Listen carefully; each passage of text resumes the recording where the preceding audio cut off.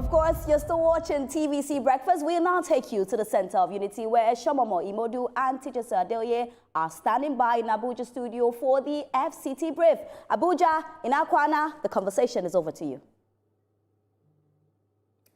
Thank you, Ria. A beautiful Tuesday morning here in the FCT. I hope you're ready for our conversation this morning. Yeah, good morning, Nigerians. I just had the guest in Lagos talking about something for us here in Abuja. I can't wait for that. I know you're warming up for that Christmas celebration. Exactly. Well, let's jump into what we have for you today. Good morning, everyone, and thanks for joining us on FCT Brief.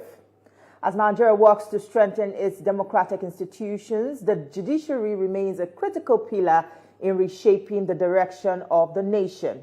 Yet in recent times, concerns have intensified over the rise of conflicting court rulings, decisions that not only create uncertainty in governance, but also threaten public trust in the justice system.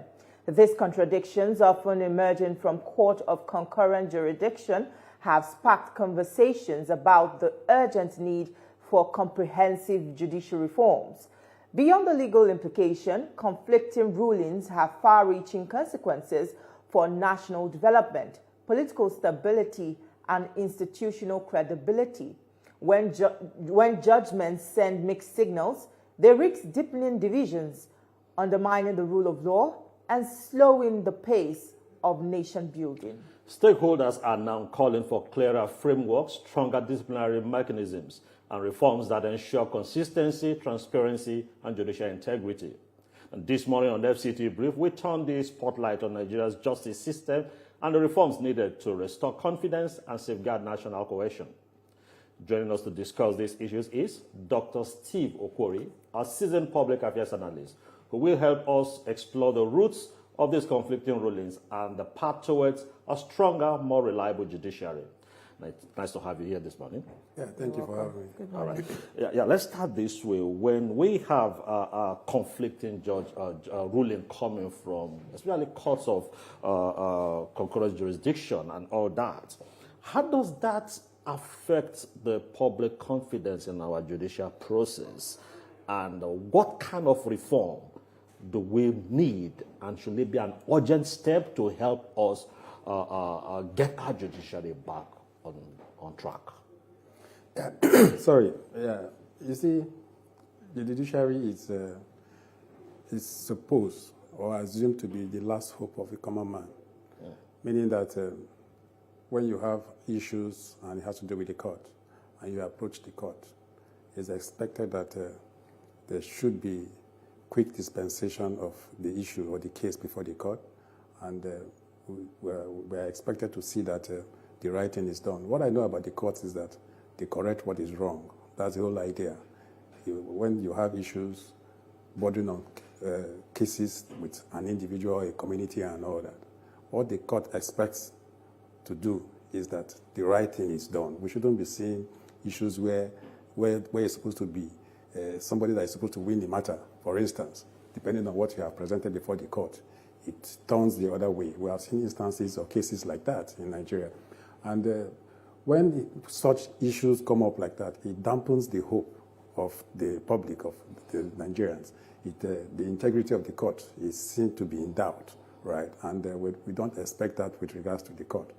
A lot has happened in our courts. I have practical instances or cases that I have seen that were not supposed to happen in the way it happened, but what do we need to do? And that is why we have other higher courts. In the event where you are not comfortable or satisfied with the outcome of the trial court, you can approach the appeal and possibly to get to the Supreme Court as well, right? Nigeria as a country, we have a lot to do. Judicial reforms, I don't think for me, it's coming late. We need to see that a lot is done when it has to do with reform, when it has to do with the judiciary. All right. The Attorney General says he's determined to end the era of contradictory rulings. But is that promise realistic without confronting the deeper structural problems, such as the opaque process of judicial appointments to discretionary powers for case assignments and also discipline? You see, when issues like this come up, we shouldn't see it as just common statements, right? we should see that they are backed with genuine intention, deliberate intention to see that the ideal thing is done. Judiciary, just the way I said, is the last hope of the common man. When we begin to see issues surrounding Nigerians begin to doubt what is happening there, we need to go back to the background. What is it? We have the Nigerian Law Reform Commission. These are agencies that has to do with the judiciary, where we expect that opaque laws, obsolete laws are taken off our law books or so to conform with our current realities, right? Because you cannot see a situation where a case that somebody is supposed to go to jail for a period of time. For instance, we have cases of kidnapping for ransom and all that, other criminal activities, terrorism and all that in Nigeria. When you see the punishment that comes out of our law and all that, you see that it's not commensurate with the kind of heinous crime that Nigerians, criminal elements commit, right? For instance, we have a case, although it's in court as we speak. I think it's coming up for mention this morning or so. I won't dwell much about it. A situation where somebody is suing somebody for defamation of character. We expect that justice should be done in that regard. We have somebody that is a careless talker. I don't want to begin to mention names, right? He's a careless talker. He talks at will. Sometimes he talks without, permit me to use the word, without even thinking before he talks. We have seen situations where this same person had issues with the military without using the microphone during the confrontation. At the end of the day, almost 10, 11 mics were before him giving a press conference to defend himself. Meanwhile, he called the military officer a fool. When he granted press conference, he said he didn't say that and all that. But the point I'm making is that when we're talking about reform, government should be the one that is involved in reforming the judiciary. We have seen situations where an individual, right, is building federal high courts, court of appeal complexes and all that in Rivers and also in Abuja. Let's correct some things. Yeah. When you say an individual, you're talking about governments. Yeah. Government carrying out certain responsibility. It's not an individual in this instance. It is government, and it's not against the law. Except we are not saying, okay, we should have a reform system that will eliminate that. But now it's not a crime for government to carry out certain responsibilities. Okay, let me give you a scenario here. Sometimes last year, some justices were elevated from the Federal High Court and FCT High Court to the Court of Appeal. And some justices were appointed at the Federal FCT High Court. This same individual bought official cars for the FCT justices and also went ahead to buy official cars for the Court of Appeal justices. For me, he has crossed his bounds, right? Because he doesn't have any business buying official cars for Court of Appeal justices. Court of Appeal has to do with the prerogative of the federal government. Now, if such a person that has dominated the judiciary tries to see how to improve the welfare of justices and cases go before the court and has to do with such individual, you expect a clear judgment to come in favor of whoever that has taken the individual to the court? I get what you're saying, but I also know that there are in several states, yes. You have maybe a resident electoral commissioner posted to a particular state, and they pay courtesy visit on the state government. It's what is done. Yeah. They pay courtesy visits. Now, somebody can say, why is a resident electoral commissioner paying a courtesy visit on a governor, for instance, that will take part in an election? And also, you have instances where the state government provide those things. So what I'm saying that, as of now, the law does not frown at that, except because nobody has gone to court to challenge that it's the wrong way to do. So if we're going to have a judicial reform, is it not time for us to have a conversation? Like we keep having conversation on security. Do we really need to have a conversation to have the kind of judicial reform that we need? Not what we think is right, but what should be done. It's important to have a conversation towards what should be done, right, and what is right. Let me tell you, it is wrong, whether it's spelled out in the law or not, it is wrong for a wreck of a state to pay courtesy call on a governor that is an active participant in a game, right? because you expect that there will be some form of bias in the outcome of the game. So why should a governor of a state be a courtesy cost should be paid on the governor of a state when you know that he's either seeking a return ticket, or he wants, if he's exiting, he wants to bring somebody on board that will take over him, right, or take over from him. So the right thing should be done. We're in a country where things are not done in the way that it's supposed to be. And let me go back to this same case of defamation of character. We have this man that has gone to court, Tony Cole, has gone to court for defamation of character.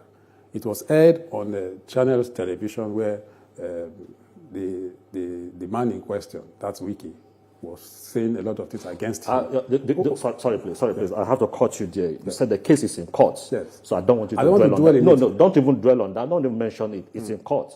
Let's not be guilty of the subjudice. So cite other issues. Don't talk about this particular case that is in court. You just talked about it that is in court. So let's not go that way. Now, the point I am making is that the government should be doing what is right. Issues burden on judiciary. Our justices are people that we hold with high esteem. We see them as that's why they call them my lord. In the process where they are dispensing their cases and all that, they should be upright. We shouldn't have a situation where there's a possibility of bias or the possibility of corruption, because these conflicting cases that we see or conflicting ruling, sometimes it has to do with corruption. Mr. Okwori, right? It has to do with political interference. A lot of people believe that, you just mentioned political interference in these conflicting judgments. Some people believe that, especially in pre-election cases, there's a lot of political interference, and that is why we have conflicting judgments. Now, how much of this political interference has, deepened this problem so much that, there is loss of trust from the public in the judicial system? You see, and why do they have so much powers on the judiciary? You see, sometimes when offers are made, I don't know if you understand, the political class, they have access to public funds. And when offers are made, I'm just giving an instance here, when offers are made and the judicial officers see this offer, they tend to remember their previous problem, their current problem, and also their problem in the future. That these offers can solve these challenges that it's confronting them as a family or as individuals. Whether we like it or not, some of these conflicting judgments are procured. Look at the case of the PDP that have divided into factions now. Same court of coordinate jurisdiction, an order is gotten from this court, another order is gotten from the same court, and all that. Look at how they have fragmented. So is that not an admittance to a complete collapse of the judicial system? If an institution that is considered as the last hope of the common man is not functional, is that not a complete collapse? Exactly what you have said. And that is why the judiciary needs to see how to build on their reputation and give Nigerians the best that they can offer. Right? We have seen cases where, even at the tribunal level, you see a case that is supposed to go against one particular candidate. Let me give you an instance here. In Delta, there was a candidate in the House of Reps. Why he was disqualified and another person was asked to be sworn in was that his qualifications were not updated on the website of INEC. And he submitted his documents and all that. They didn't do that. So as a result of that, he was disqualified and asked that the opponent should be sworn in. And so it wasn't his fault. So when we see issues like this, they have passed this judgment and they have gone their way. And when the guy that was disqualified approached the appeal, he won the case. So punishment for me would have been meted on the panel, the tribunal. Said earlier. Exactly, because they know the right thing. But because something happened, and they had to compromise. It is not acceptable, right? We should see that the judiciary stands with their head high, so that Nigerians will continue to have confidence in the judiciary. Okay. Right. Now, if we say continuous confidence in the judiciary, is that not why we have different stages of court? For instance, you have the trial courts, you have the Court of Appeal, then you have the Supreme Court. So is it totally the fault of the trial judge? Because based on facts, He might give a ruling. Earlier you said somebody that is supposed to win a case. Is it about somebody that is supposed to win a case, or your lawyer bringing the facts? If your lawyer did not bring the facts and everybody thinks that you're supposed to win, but the lawyer did not bring the facts, did not argue the case, the judge is not expected to dash him the judgments. Exactly. It is based on the facts presented. But if you're not satisfied, is that not why you have an appeal court? Because you said the trial judge should be punished. Exactly. Why would the trial judge be punished when there's an appeal? The appeal is supposed to correct, assume that there is a fault at the trial court and supposed to correct it. So why would you punish the man who gave ruling because of the available fact to him at that time? Okay, let me give you an instance here. There was a case of forgery. Somebody forged, this is a matter that I know very well. Somebody forged a diploma certificate, and the matter was handled at the Federal High Court. The person that forged was supposed to go into the House of Reps. He was disqualified by the court. So he appealed. He went to Court of Appeal, and a lot happened at the Court of Appeal. The judgment of the Federal High Court was upturned. Right? Because I knew what happened there. The man that went to court now approached the Supreme Court. And let me tell you, the justice of the Supreme Court, the man that read the lead judgment, do you know what his first sentence? Let me quote him. He said, "In this time and age, when we are trying to sanitize the polity, somebody with a forged diploma certificate wants to go to the Federal House of Reps." So in that instance, what do you expect to happen to the Court of Appeal? Because they erred. They messed up completely. Right? So in such case, that is glaring, we expect them to be punished, right? Because we're trying to say how to sanitize the judiciary.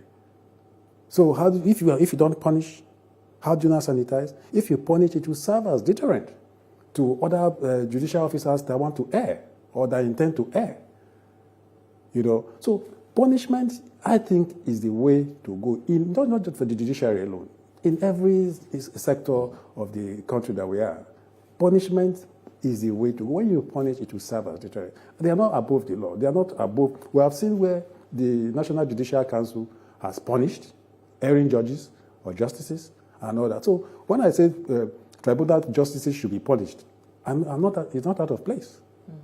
Let's talk about the Supreme Court, which is expected to provide clarity and doctrinal leadership. And yet, recent judgments appear to open conflicting interpretations. Is the Apex Court doing enough to set binding precedents, or has the time come for Nigeria to also adopt the UK-style practice direction that strictly compel lower courts to fall in line? You see, when the current chief of CJN, Chief Justice of Nigeria, when she came on board, she came with a lot of vision. Right, she knows because she has the institutional memory of what has been happening from the lower courts up to appeal and Supreme Court.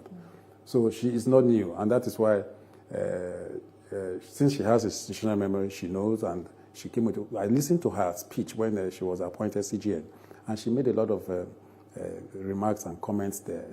She frowned at a lot of issues like this conflicting. Judgment or orders that comes out of same court of coordinated jurisdiction and all that. Because she knows that it is not honorary. She knows that a lot of finance is involved in trying to see how to obtain such judgment or orders from court, right? So for me, the lady, she is doing very well because we are seeing that there's drastic reduction. Before she assumed that position as CJN, a lot was happening in our courts. You see an individual or a group of persons, they will go as far as Kebbi, go obtain court order from there. And meanwhile, Kebbi is not anywhere in line with or in the conversation. And court orders must be obeyed. Court orders must be obeyed. And at some point, it gets these people very, very confused. You obtain the court order today, the next minute another person is obtaining the court order and all that.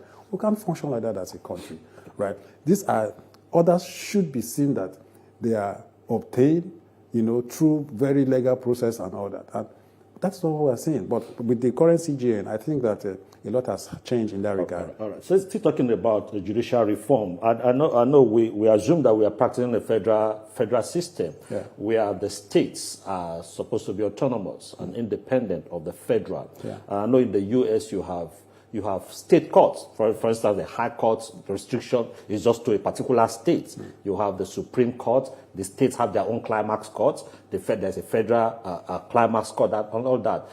When we have a judicial reform, will it be okay? You just talked about somebody going to KB and forum shopping for the judge that will please him. Is it not possible that we have a reform where matters in a particular state terminates at that particular state, so that you don't have every case going to the Supreme Court and you have that burden on the justices of the Supreme Court? A case that is supposed to be maybe a land matter in a particular community gets to the Supreme Court.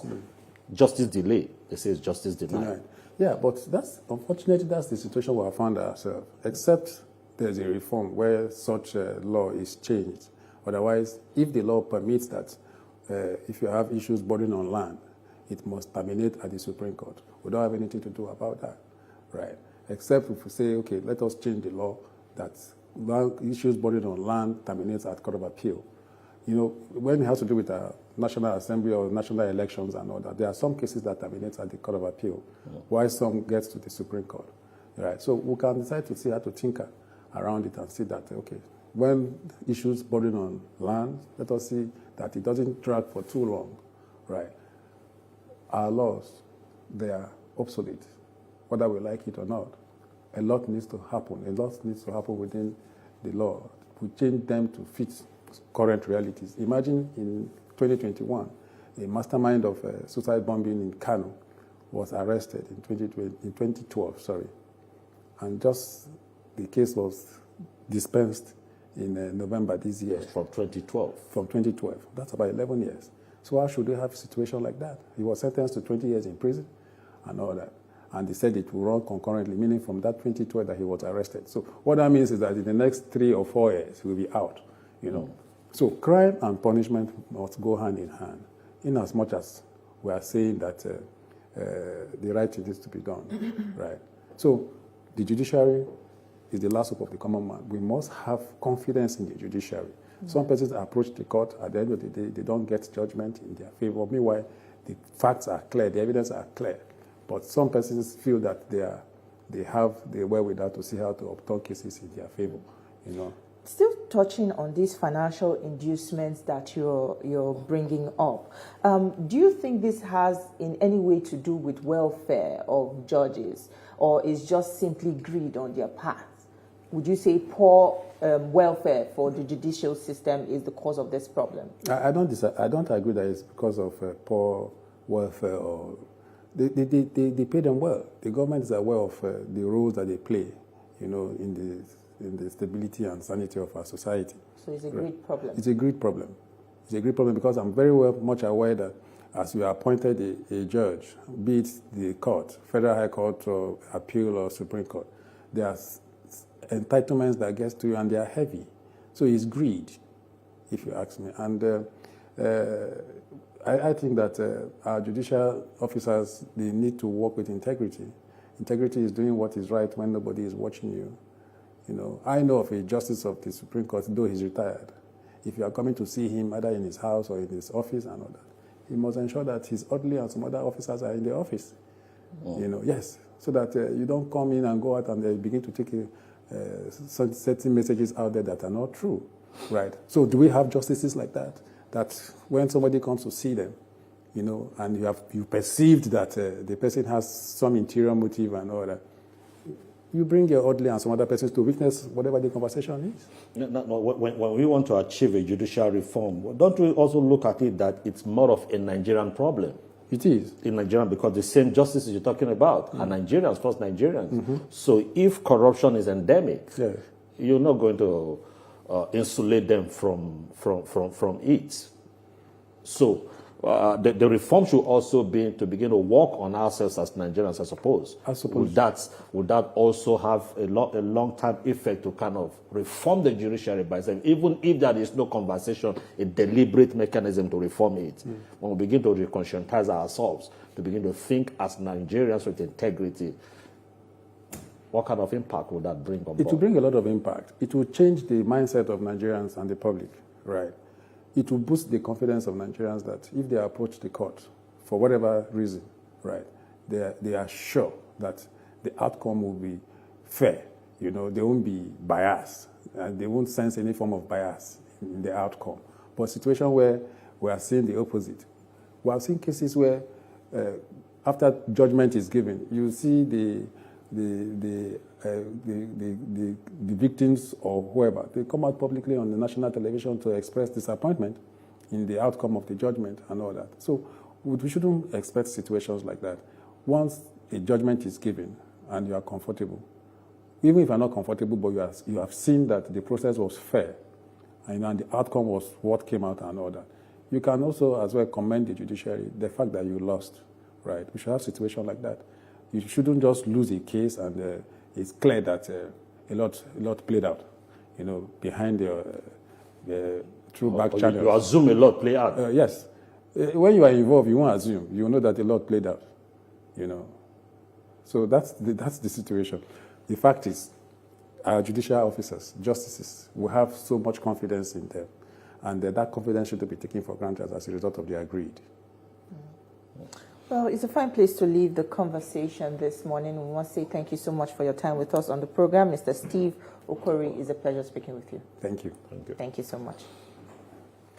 Thank you for being a part of our conversation. We'll now hand you over to Lagos, where Ria and the rest of the team are standing by to continue with the rest of the show. All right. Thank you so much, TJ Su. Really great conversation from Abuja. Thank you.